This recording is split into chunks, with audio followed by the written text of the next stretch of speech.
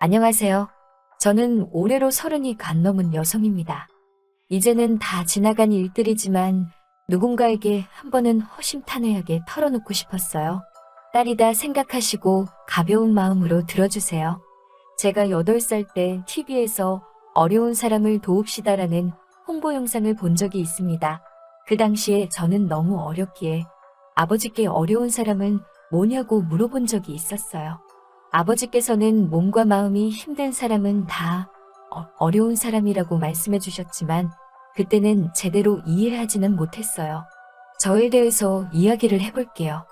제가 어렸을 때 어머니는 일회용품을 만드는 공장에 다니셨고 아버지는 주로 건설 현장에서 일하시는 일용직 노동자셨어요. 넉넉한 형편은 아니었지만 두 분의 사이는 좋으셨어요.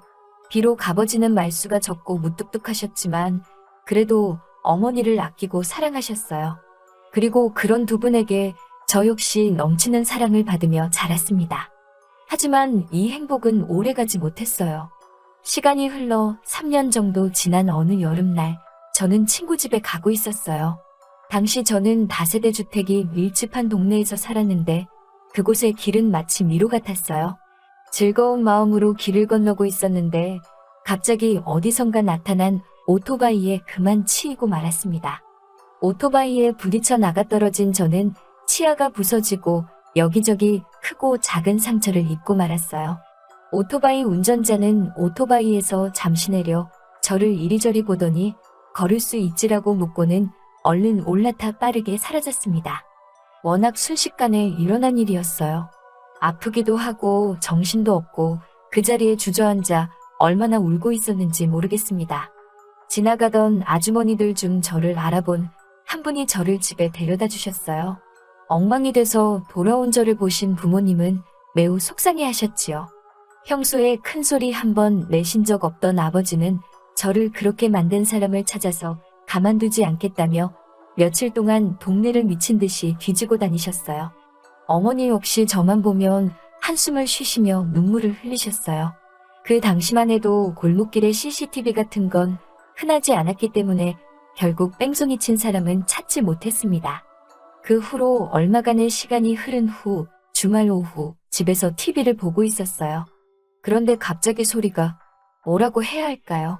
뭔가 귀가 울린다고 해야 하나? 소리가 잘 들리지 않는 느낌이었어요. TV 볼륨을 아무리 올려도 잘 안 들리고 엄마 목소리도 제대로 알아들을 수가 없었어요. 엄마에게 엄마 귀가 이상해. 소리가 웅웅거려 라고 말했던 기억이 나요. 엄마는 그게 무슨 소리냐며 어쩔 줄을 몰라 하셨어요. 그러더니 저를 데리고 급히 병원으로 향하셨지요. 당시 저희 집에는 자동차가 없었기 때문에 시장 입구까지 엄마가 저를 들쳐업고 달려가 택시를 탔던 기억이 나요. 그때 저는 택시를 처음 타봤어요.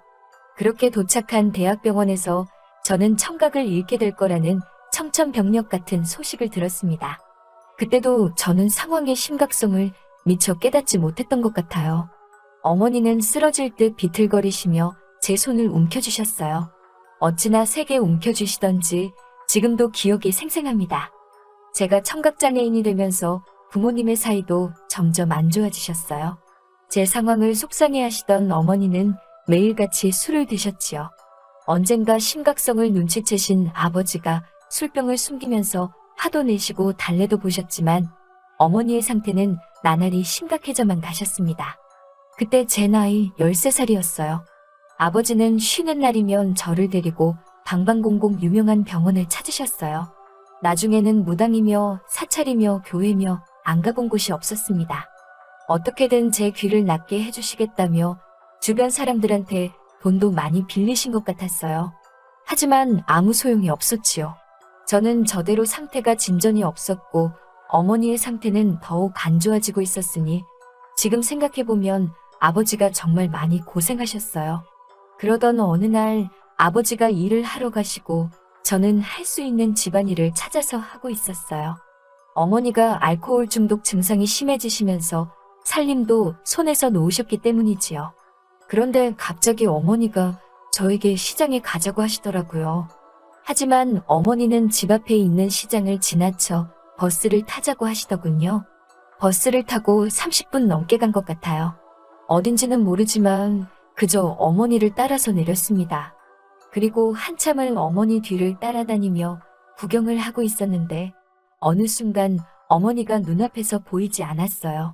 저는 어찌할 바를 모르겠더라고요. 한참을 혼자 시장 안을 헤매다가 인심 좋아 보이시는 떡집 아주머니를 발견했어요. 저는 손님들이 다 떠나기를 기다린 뒤 아주머니께 전화 한 통만 쓸 수 있을까요? 라고 여쭤봤어요. 아주머니가 저에게 뭐라고 말을 하시긴 하시는데 잘 알아듣지를 못했습니다. 어린 마음에 장애가 있다는 티를 내는 것이 얼마나 부끄럽고 창피하던지요. 저는 아주머니께 작은 목소리로 제가 소리가 안 들린다고 말했어요.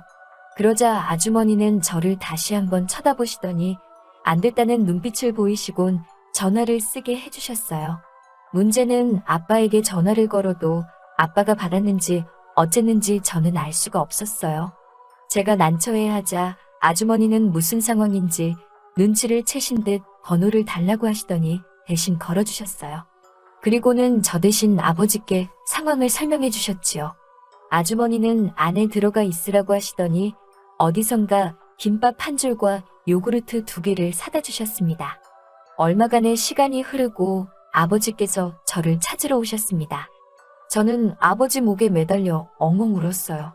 아버지는 연신 떡집 아주머니께 감사하다고 인사를 드리셨어요. 저도 정말 감사하다고 인사를 드렸어요. 아버지가 주머니에서 꼬깃꼬깃한 지폐를 몇 장 꺼내며 이거라도 받아달라고 하자 아주머니는 손사래를 치시며 어려운 사람끼리 돕는 거지 뭘 이러냐고 얼른 내데리고 들어가시라고 하시더군요. 그렇게 아버지 손을 잡고 집에 들어선 저를 본 어머니는 깜짝 놀라신 눈치였어요. 저는 저도 모르게 아버지 뒤에 숨었고 아버지는 어머니를 보자마자 뺨을 치셨어요. 엄마라는 사람이 딸을 버릴 수가 있냐고 소리를 지르는 아버지에게 어머니도 지지 않고 맞서 뭐라고 소리를 지르시더라고요. 그러다 어머니가 쓰러지셨습니다. 아버지는 그런 어머니께 연기하지 말라고 흔들어 깨웠지만 어머니는 쉽게 일어나시지 못했어요. 훗날 알게 된 사실로 어머니는 당시 만성 신부전증을 앓고 계셨대요. 그런데 집에 돈이 없으니 제대로 된 치료를 받지 못하신 거지요. 아버지는 오로지 저에게 매달리고 계셨고 어머니는 병을 앓고 계신 데다 우울증까지 겪고 계셨던 거지요.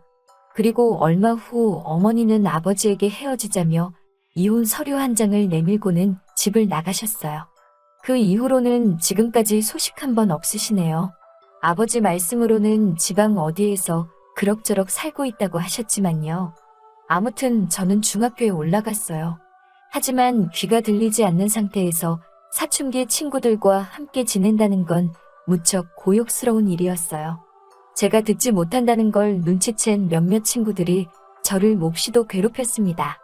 한 번은 지나가고 있는데 누군가 저에게 먹다 남은 우유곽을 던진 일도 있었어요. 제가 뒤를 돌아보자 너나 할 것 없이 웃고 있었는데 누구 하나 저 대신 나서주는 이가 없더군요. 그때 누구에게도 무시당하지 않을 힘을 키워야겠다고 굳게 마음먹었습니다. 몇 날 며칠 쏘가리를 하다가 아버지께 특수학교에 보내달라고 부탁을 드렸고 그렇게 전학을 가게 되었습니다. 하지만 특수학교에서의 생활은 정말이지 제 기대와는 달랐습니다. 저는 귀만 들리지 않을 뿐인데 마치 저를 부족한 사람처럼 대하는 것 같았어요. 학교를 다닐수록 오히려 주눅이 들더라고요. 저는 결국 아버지께 학교를 그만두겠다고 말씀을 드렸어요. 대신 중고등학교는 검정고시로 반드시 마치겠다고 약속을 했지요. 혼자서 공부하면서 수어도 배우고 검정고시도 통과하고 저는 내친김에 수능까지 준비하여 서울에 있는 대학에 합격할 수 있었습니다. 고생하시는 아버지를 위해서라도 꼭 대학교에 가 아버지께 자랑거리가 되어드리고 싶었지요. 비록 명문대는 아니었지만 사람들이 이름만 들으면 알법한 학교의 특수교육과에 입학했어요. 어머니가 떠나시고 거의 술을 입에 대지 않으셨던 아버지는 제 합격 소식을 들으시고는 소주를 드시면서 진한 눈물을 보이셨어요. 그리고 그렇게 합격한 대학교에서 저는 지금의 남편을 만났어요. 청바지에 단정한 흰 셔츠를 입고 쭈뼛대며 주위를 둘러보던 그는 저를 발견하고는 다가와서 뜬금없이 자기소개를 하더라고요. 경영학과에 입학한 박기환이라면서 잘 지내보자고 하더군요. 저는 이혜연이에요. 청각장애인이에요. 라고 말했지요. 사실 언젠가부터 저는 자기소개를 할 때 꼭 청각장애인이라는 말을 덧붙이고 있었어요. 여기에는 여러 가지 이유가 있었는데 첫 번째는 상대가 나중에 알고선 당황하는 모습을 보고 싶지 않았고요. 두 번째는 스스로에게 당당하기 위해서였지요. 아무튼 제가 청각장애인이라고 말하자 그는 그저 그래요? 라고 말하고는 다시 자기 이야기를 시작하더군요. 전혀 개의치 않는 그 모습에 오히려 제가 놀랐지요. 그와의 대화는 즐겁고 말이 통하는 것 같았어요. 그는 저에게서 한시도 눈을 떼지 않고 입모양에 신경 쓰며 말을 하고 있었어요. 그런 배려가 고마웠지요. 게다가 제가 가입한 수어 동아리에 그도 가입을 했더라고요. 자기도 수어를 배워보고 싶다고 하길래 굳이 왜 배우려고 하냐고 묻자 조만간 꼭 필요해질 것 같다고 하더라고요. 당시 저는 그가 저를 좋아하는 것 같다는 느낌은 있었지만 확신은 없었어요. 하지만 그는 꾸준히 동아리에 나와 수어도 배우고 제가 참여하는 봉사활동에도 빠짐없이 참석하더라고요. 그의 그 성실함과 진정성에 저도 조금씩 마음을 열게 되었지요. 그리고 1학기가 끝나갈 무렵 그는 저에게 제법 능숙해진 수어로 여자친구가 되어달라며 고백을 해왔지요. 그 이후로 우리는 다른 커플들처럼 평범한 보통의 연애를 시작했어요. 수어를 하기도 했고 필담을 나누기도 하면서 서로를 점점 알아갔어요.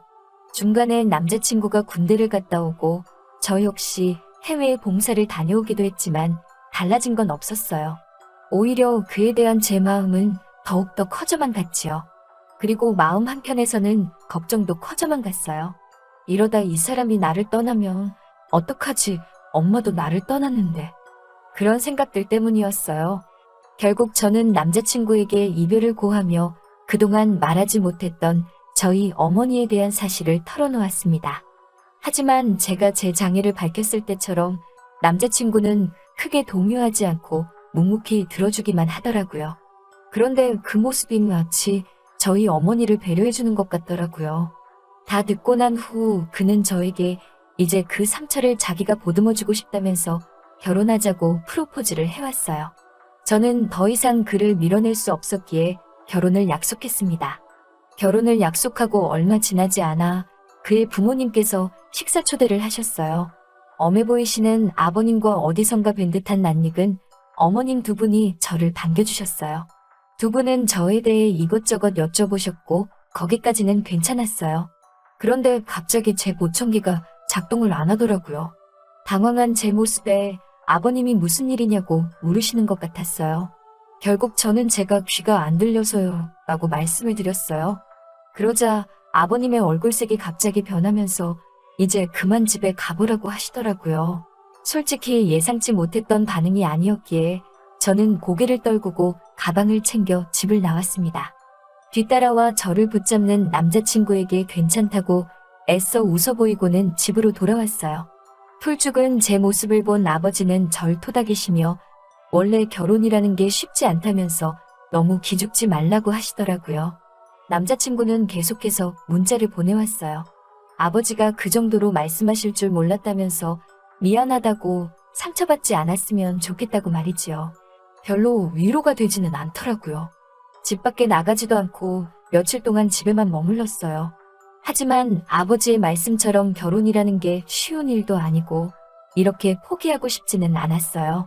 만약에 이렇게 포기해버린다면 날 버리고 떠난 어머니랑 다를 게 없다는 생각이 들더라고요. 저는 무엇을 할 수 있을까 고민하다가 한 글자 한 글자 진심을 눌러 담은 편지를 적었습니다. 그리고는 그동안 남자친구와 주고받은 필담이 빼곡한 공책들을 상자에 담았어요. 그리고 그 편지와 상자를 아버님 앞으로 보냈습니다.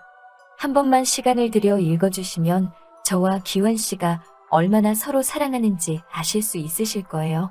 받아주시면 정말 좋은 아내, 좋은 며느리, 그리고 좋은 사람이 될게요라고 덧붙였지요. 그리고는 남자친구에게 문자를 보냈어요. 결혼은 언제 할 수 있을지 모르겠지만 일단은 열심히 사랑하자고 말이지요. 남자친구는 바로 답장을 해왔어요. 죽을 때까지 사랑하자고요.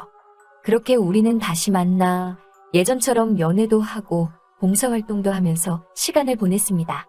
그렇게 한 달이 넘게 흘렀는데 아버님과 어머님께서는 아무런 말씀도 없으셨어요. 조금씩 조바심이 날 무렵 남자친구가 저에게 어렵게 말을 꺼내더라고요. 아버님이 자기를 좀 만나고 싶다고 집으로 오라고 하시는데 불편하면 거절해도 된다면서요. 저는 불편할 게 뭐 있어. 나도 아버님 뵙고 싶으니까 가자라고 말했지요. 그렇게 남자친구의 집에 도착하자 아버님과 어머님은 일단 식사부터 하자고 말씀하시더라고요.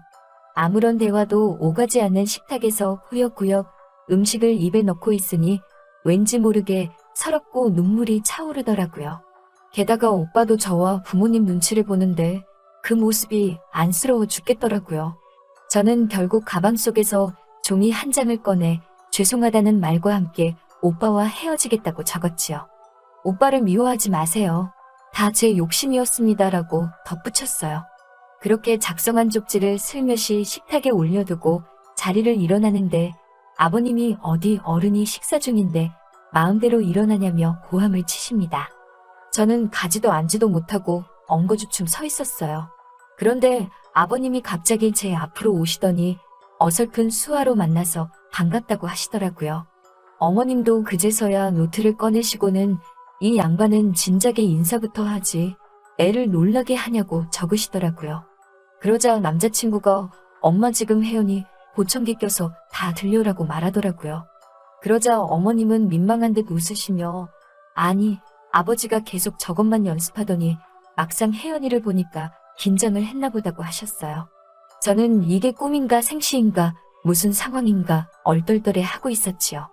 그러자 아버님은 우리 기완이를 잘 부탁한다며 식은 언제쯤 올릴 거냐고 하시더라고요. 그렇게 행복한 저녁 식사를 마치고 어머님이 후식으로 떡을 가지고 오셨어요. 그러자 남자친구가 그러고 보니 혜연이가 어렸을 때 길을 잃었을 때 엄청 인자하신 떡집 아주머니가 도와줬었대요. 혹시 그거 엄마 아니에요? 라며 농담하듯 이야기를 꺼내더라고요.